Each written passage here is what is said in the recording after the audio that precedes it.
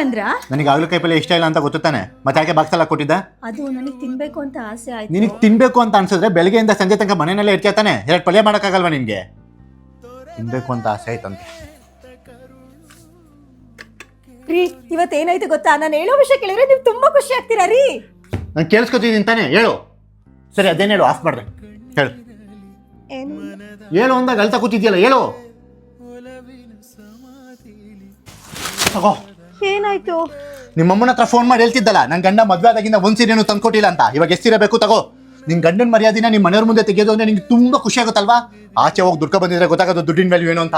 ನಾನು ಆಚೆ ಹೋಗಿ ದುಡಿತಿದ್ದೆ ತಾನೆ, ನೀವೇ ತಾನೇ ಕೆಲಸ ಕಳಿಸ್ಲಿಲ್ಲ. ನನ್ನ ಹತ್ರ ತಿರುಗಿ ಮಾತಾಡ್ಬೇಡ. ಹೆಣ್ಮಕ್ಳು ಎಷ್ಟಲ್ಲಿ ಇರ್ಬೇಕು ಅಷ್ಟಲ್ಲಿ ಇರ್ಬೇಕು, ಇಲ್ಲಾಂದ್ರೆ ಎಲ್ಲಿಂದ ಕರ್ಕ ಬಂದೆ ಅಲ್ಲಿಗೆ ಬಿಡ್ಬೇಕಾಗತ್ತೆ.